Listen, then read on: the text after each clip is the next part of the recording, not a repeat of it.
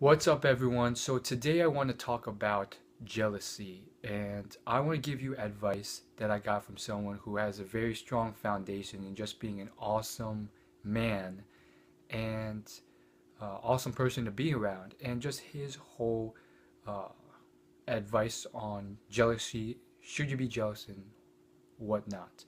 I'll also add in my own personal flavor based off my own questions to girls about this topic and other people.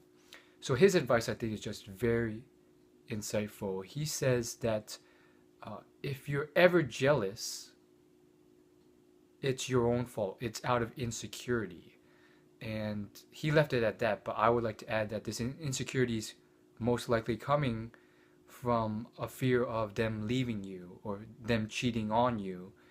Um, and therefore, you kind of have to go deep into yourself, figure out why you're insecure, and fix that out. Perhaps that means developing yourself into an awesome person, um, or just figuring out why you shouldn't be insecure, and really trusting in the value that you have in yourself. So there's that. And the next thing he said was that, even if the female is someone who is intentionally playing games with you, maybe doing emotional hula hoops with you to either get some sort of reaction out of you or intentionally uh, flirting or doing stuff with other guys, the problem still lies in yourself with you being insecure. Now, this was very profound advice, in my opinion, because I'm like, that's an interesting way of looking at it. Because if you really think about it, it's like, yeah, I mean, if you're not insecure about yourself whatsoever, and you know, and you're right, that you're an awesome individual who has all this value to bring, then the problem is not in you. It's in the fact that you chose the wrong person to partner with. And so if this person's like playing games and all this stuff, you shouldn't be like jealous and severely insecure about it. Because if you're insecure about it and you truly, again, there's that distinction. There's some people who are distorted and they think they're amazing and awesome when they're complete messes.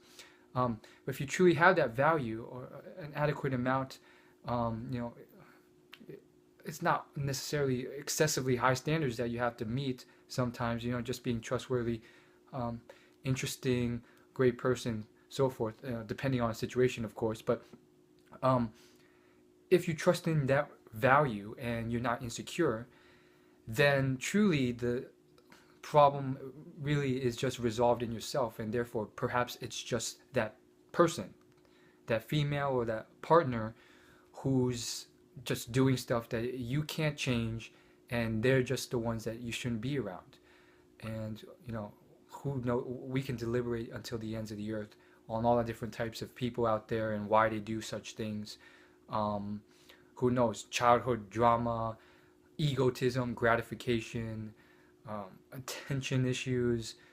uh, Perhaps that's just they're in a time in their life where they're not necessarily trying to play emotional games, but they're just out there to have fun or whatever the reason. Maybe they're just naturally emotional and susceptible to that sort of stuff.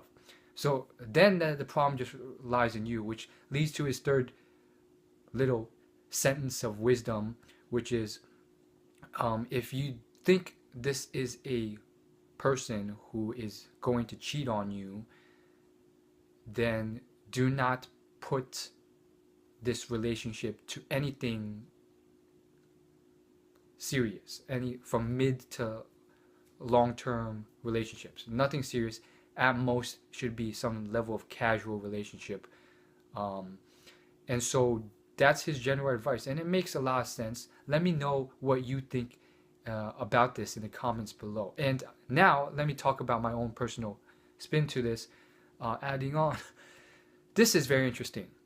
A female once told me, you want to be at least a little bit jealous. You don't want to be excessively jealous, but you want to be a little bit jealous. If you're excessively jealous, it can lead to insecurities and that sort of stuff. Oftentimes adds on and pushes a girl to cheat. if you're excessively, needy or paranoid about it, it can bring up the idea when it wasn't there before, and it can maybe push them to do certain things. Or, there's so many different types of people out there. Some of them just kind of screwed up, and they'll do somewhat horrific things like cheat on you because they don't want to just break up with you because whatever, they're too scared to, or they don't want to end it like that because they don't want to break it off formally, or whatever the reason. These are actual cases where they'll cheat on someone so that the breakup has to be finalized in some other way. And this often can come from a lack of connection or whatever. So you got all this stuff going. And again, don't get too paranoid. It doesn't happen to everyone.